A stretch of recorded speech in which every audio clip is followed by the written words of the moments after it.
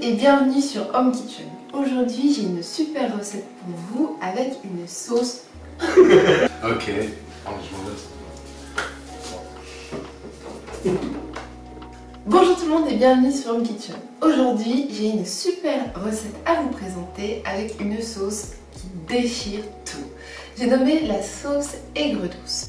Alors, si vous avez raté la vidéo d'il y a 2 semaines où je vous présentais une méthode pour rendre le tofu super bon, cette méthode où on prenait un bloc de tofu frais et non pas un bloc de tofu sous vide et on l'essorait, le congelait puis l'essorait encore jusqu'à ce qu'il devienne presque déshydraté. Ensuite on avait fait une panure un peu Kentucky, un peu barbecue. Aujourd'hui je vais vous montrer un autre style de recette en reprenant cette base. Pour cette méthode vous devez placer le tofu au congélateur la veille après l'avoir bien essoré, mais je vais tout vous expliquer et si vous avez horreur du tofu, je vous garantis que cette vidéo est faite pour vous. Les enfants vont adorer, la sauce est juste subliminale et cette méthode permet d'avoir une mâche et une texture que vous n'avez, j'en suis sûre, jamais obtenue avec ce type de recette. Tout de suite, la liste des ingrédients.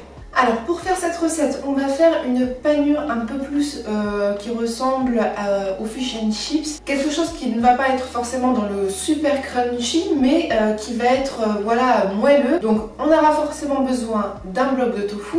Prenez du tofu frais, c'est ce qu'il faut pour cette recette, à ne pas confondre avec le tofu sous vide. Vous aurez besoin pour la panure de farine, de l'eau pétillante ou de la bière par exemple, ainsi qu'un petit sachet de levure chimique. On utilisera aussi un petit peu de fécule. Pour la sauce, vous aurez besoin de l'oignon, du poivron. Moi, des fois, ça arrive que je prends aussi un peu de piment, mais pour la vidéo, je vais rester très simple et je sais que c'est pas tout le monde qui aime les goûts qui sont un petit peu pimentés, qui sont piquants. Vous aurez aussi besoin de l'ail, de la sauce soja. Exceptionnellement on va utiliser du ketchup, même si j'avoue que c'est assez rare que j'utilise ce genre de produit voilà, pour faire les recettes, mais voilà, une fois n'est pas coutume.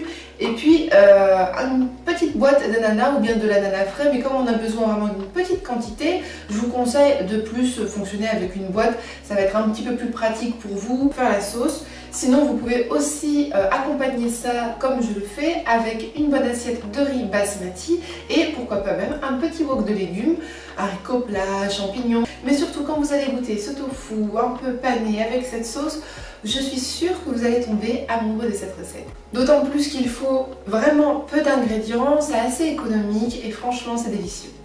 Alors ici le tofu il est congelé. Comme j'avais déjà fait une vidéo à propos de ça, ici donc je vais vous expliquer brièvement tout simplement ce que j'ai fait. On a pris le tofu voilà, à la sortie du magasin, on a vidé l'eau de la barquette. Avec du papier essuie-tout, j'ai enroulé le tofu dans plusieurs feuilles et puis je l'ai pressé entre 2 planches à découper pour essayer de lui enlever le maximum d'eau. Donc j'ai fait ça, je l'ai laissé comme ça pendant environ 30 minutes, mais vous pouvez le laisser plus, hein. Vous pouvez l'oublier pendant 1 heure, 1 heure et demie, enfin voilà, 30 minutes c'est un minimum. Vous essayez de mettre pas mal d'essuie-tout pour vraiment essayer d'absorber le maximum d'eau du tofu. Et ensuite vous pouvez le placer au congélateur. Donc là on arrive à cette étape. Pourquoi on fait ça? Parce que le tofu dont on a retiré vraiment le maximum d'eau, il est vraiment extrêmement intéressant gustativement et vraiment pour la texture ça change énormément et ça vaut le coup vraiment de faire cette étape. Donc pourquoi on le congèle? Parce que même en le pressant fortement, comme c'est un ingrédient qui est naturellement très humide, une fois qu'on le freeze, en fait l'eau qui est encore contenue à l'intérieur va geler et quand on va le décongeler, ben forcément ça va terminer de fondre et on pourra vider l'excédent dans l'évier. Donc voilà, là je vais décongeler mon tofu tranquillement et pendant ce temps-là je vais vous montrer comment faire la sauce aigre douce. Premièrement, dans un récipient, vous allez commencer par mettre 130 ml d'eau, 100 g de sucre de canne, on essaie de le prendre non raffiné, c'est toujours mieux. Puis on vient ajouter 90 ml de vinaigre, donc ici j'ai pris du vinaigre de riz, mais si vous n'en trouvez pas parce que je pense que ça dépend aussi des fois un peu des magasins, etc. Vous pouvez mettre du vinaigre blanc, ça marche aussi. Donc c'est là que le ketchup rentre en jeu. Donc on va venir mettre 2 grosses cuillères à soupe de ketchup. Ensuite c'est facultatif, mais moi je vais rajouter une pointe de couteau de paprika et vous n'êtes pas obligé si vous n'en avez pas. Certains peuvent rajouter aussi du sambal. Je ne sais pas si vous connaissez cette épice, mais c'est assez parfumé. Ça permet aussi de level up un petit peu la recette originale de la sauce aigre douce. Alors après vous trouverez aussi différentes variantes. Il y en a qui mettent la fameuse sauce huître ou des choses comme ça. Bon déjà moi je ne vais pas mettre de sauce huître, ça c'est sûr. Et en plus voilà, le but c'est de garder ça vegan. Donc je vous propose de mettre environ une cuillère à soupe, une grosse cuillère à soupe de sauce soja.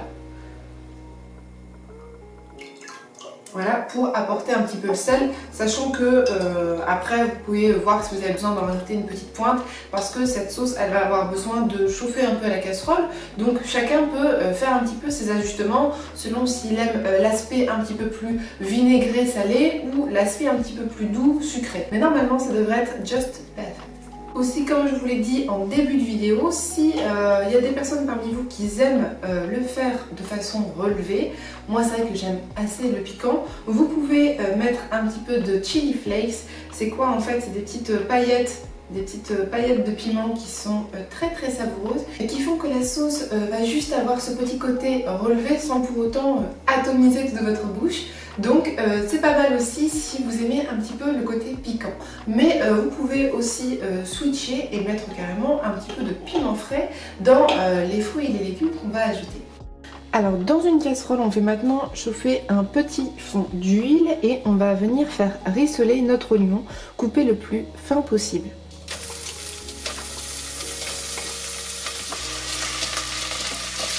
Quand mes oignons ont bien blondi, je viens écraser environ 2 belles gousses d'ail. Après mon ail, je rajoute donc un tiers environ de poivrons coupés en petits dés que je viens faire rissoler. Et enfin, je mets environ la même quantité d'ananas que de poivrons.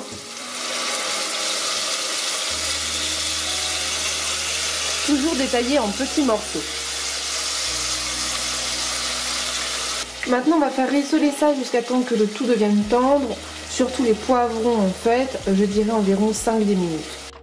Quand le tout est bien cuit, on vient mettre le mélange qu'on a fait un petit peu plus tôt. Et là maintenant on va laisser mijoter et reprendre un petit peu l'ébullition parce qu'il faut que le vinaigre s'évapore. Pour l'instant voilà, ça va picoter un petit peu. D'ailleurs si vous mettez votre tête au-dessus, vous allez sentir les évaporations de vinaigre.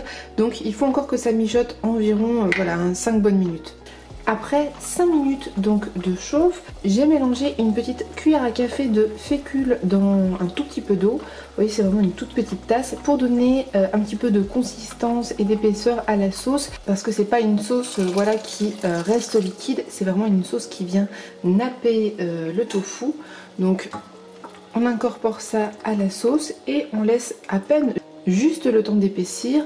Donc vous pouvez prendre de la fécule de maïs, de la fécule voilà, de tapioca, qu'importe, ça n'a pas vraiment d'importance.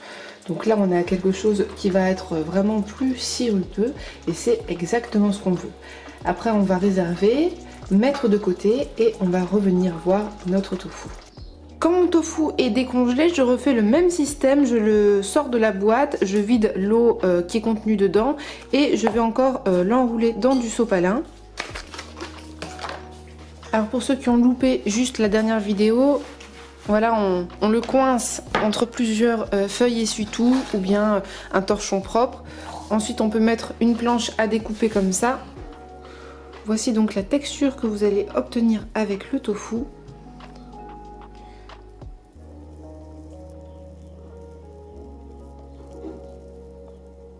C'est très meaty comme texture, c'est vraiment très sympa. Pour les anciens adeptes de poissons, de chair animale, ça peut vraiment être un vrai plus. Ça peut être une bonne solution pour substituer et ne pas avoir cette petite texture et aussi ce goût de soja assez prononcé qui est dans le jus du tofu. Donc là, globalement on va continuer à faire des gros morceaux comme ça et on va s'occuper de notre panure.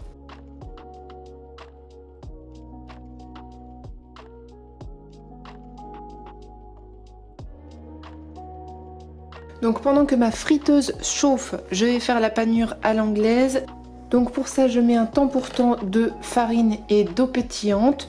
Donc l'eau pétillante qui va servir à amener de la légèreté, à faire que ça soit bien soufflé. Donc tout simplement un verre de farine et un autre verre d'eau pétillante ou de bière, c'est comme vous préférez.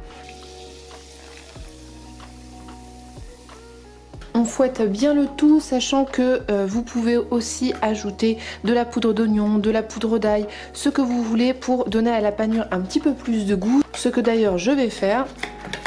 Avant ça, on n'oublie pas d'ajouter une pincée de levure chimique, toujours pour ce petit souci de légèreté.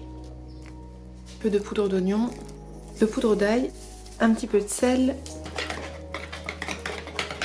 Voici la consistance que vous devez obtenir entre la pâte à crêpes et la pancake avec pas mal de bulles, très légères. C'est mieux de l'assaisonner et quand votre friteuse est bien chaude, eh bien vous pouvez enrober les morceaux avant de les jeter dedans.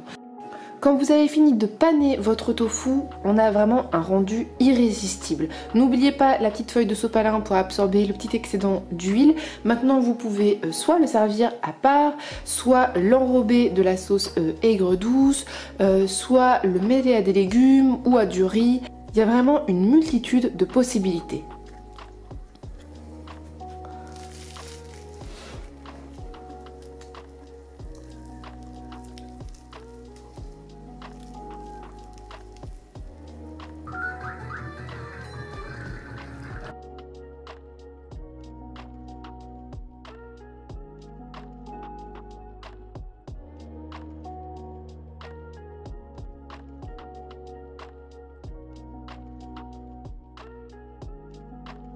Pour ma part, voici comment je sers ce tofu sauce aigre douce. C'est vrai que j'aime mettre la sauce à part.